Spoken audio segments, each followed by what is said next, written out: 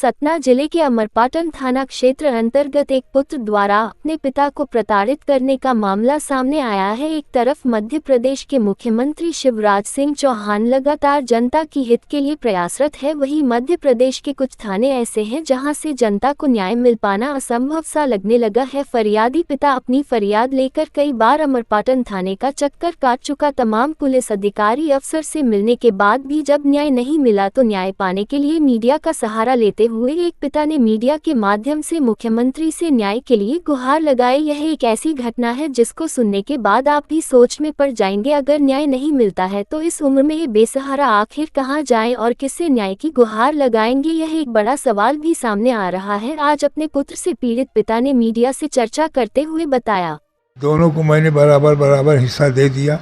1 एकड़ में जहाँ मकान बना वो मैंने अपने लिए सुरक्षित रखा था। हैं, मेरा बड़ा लड़का मुझे मार करके निकाल दिया घर से। हैं, वो रात में एक लड़की के साथ प्लानिंग कर रहे थे अपने बीवी के साथ कि ये लोग रात में मुंह दबा दो तकिया में तो ये मर जाएं। हैं, और फिर हम लोग चलेंगे सतना में बाहर से ताला बंद कर देंगे।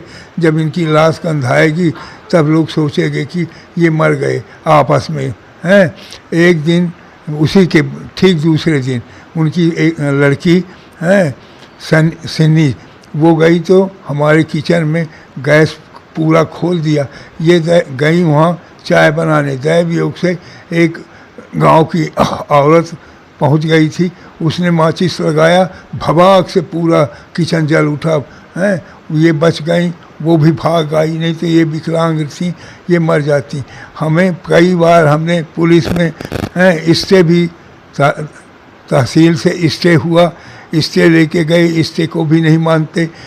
हिस्सा बांट में स्पष्ट लिखा है कि 1 एकड़ जहाँ मकान बना है वो कन्हराज सिंह को दिया जाता है, उसको नहीं मानते।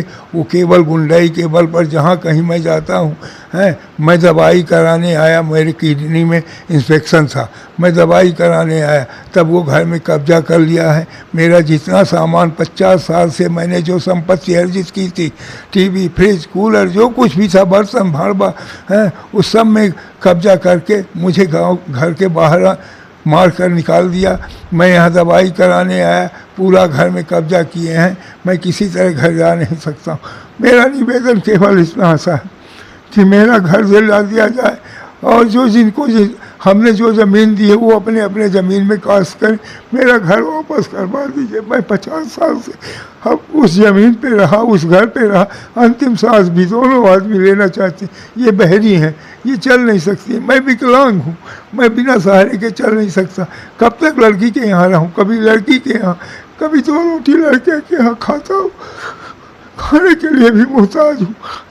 दवाई किसी तरह भी मांग के हैं, जो किसी से मांगता हूँ कि पैसा दे दे दवाई कराने के लिए, दूसरे दिन पहुँच जाते हैं, कट्टा लगा देते हैं कि साले गाली देकर कि यदि तुम पैसा दोगे तो कल तुम्हारी हत्या कर देंगे। इस तरह का आतंकवाद फैलाए हैं। आतंक वो अब मानव नहीं आतंकवादी हो गए हैं सर। इसलिए मेरा निवेदन आप सबसे इतना है कि मुझे मेरा घर दिला दिया जाए। हैं, घटना की मुख्य वजह किसको मानते हैं जी?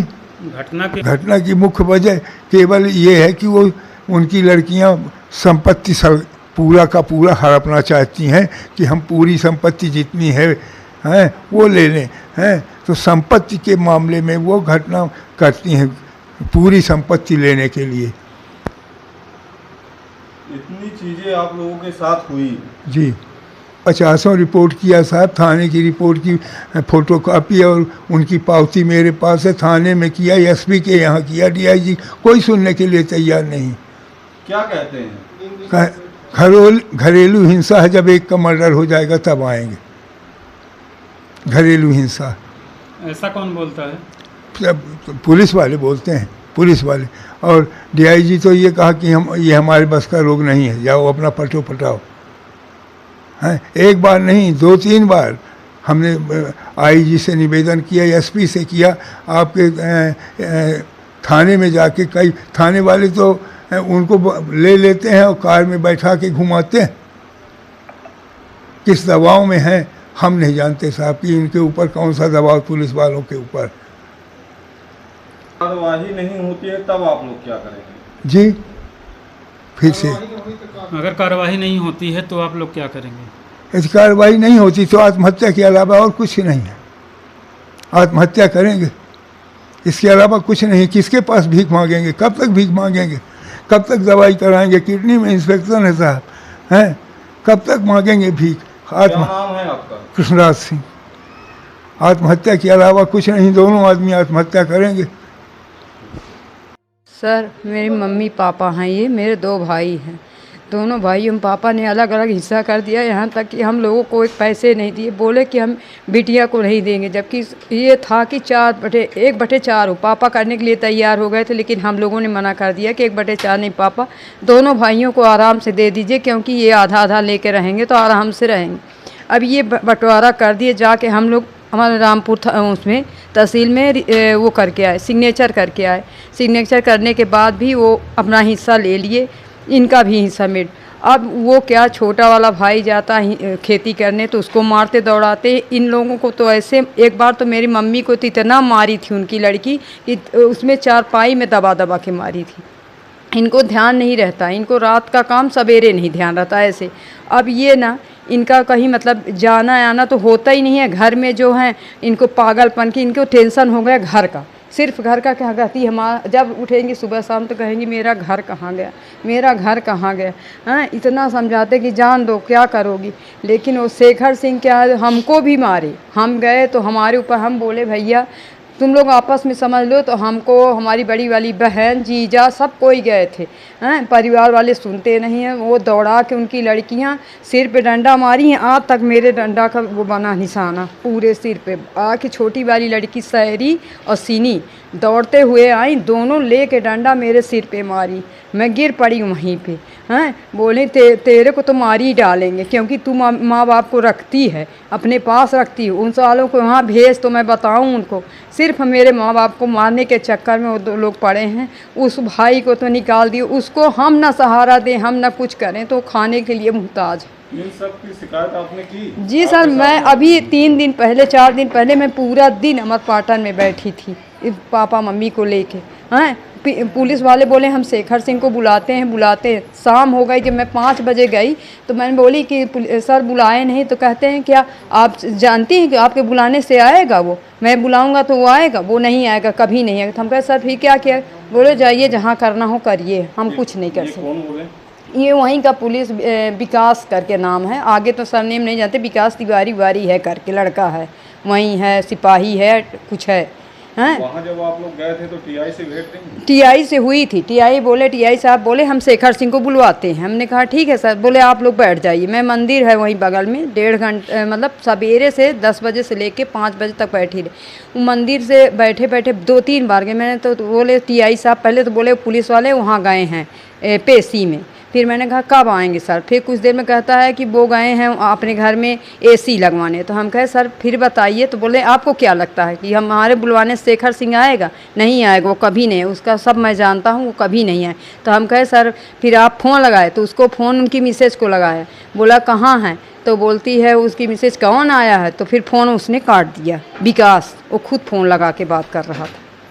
मतलब वहाँ के पुलिस वाले जी मिले हैं, पूरा मिले। बस सर मेरा नाम अंजू सिंह है सर। क्या घटना हुई है? घटना ये हुई साहब कि ये हमारे मम्मी पापा वहाँ रहते थे, हम रीवा से जाके उनका बीच बीच में जो दवाई उवाई होती थी करवाते थे। पापा ने 1/2 कर दिया, आधे आज ज़मीन दे दिया।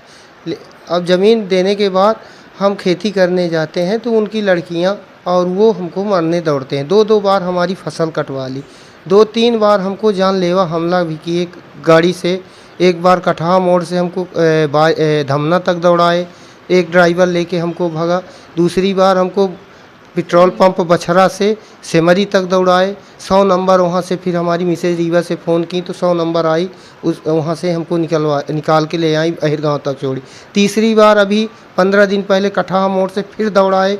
वो थे 3-4 गुंडे थे, हाकी बंदूक लिए थे, बंदूक लिए थे, तो दौड़ाए। तीसरी बार हम एक मोटरसाइकिल में बैठ के टोल प्लाजा से फिर बस पकड़ के रीवा आए। हमारी थाने में रिपोर्ट की क्या? थाने में हमने 20-25 बार कर चुके। थाने गए, एसपी के यहाँ गए, थाने गए, आईजी के यहाँ गए, लेकिन हमारी कोई सुनवाई नहीं है। अमरपाटन थाने में क्या बोला जाता है? अमरपाटन थाने में बोलते हैं कि ये निजी मामला है, बाप की संपत्ति है, वो बाप हिस्सा बांट करवाए, इसमें ज़मीनी में हम लोग नहीं जाएंगे बिल्कुल। 2 बार 3 बार हमको मारा, हमने डॉक्टरी भी करवाई अमरपाटन में अस्पताल में, लेकिन उसकी रिपोर्ट कुछ नहीं लगी।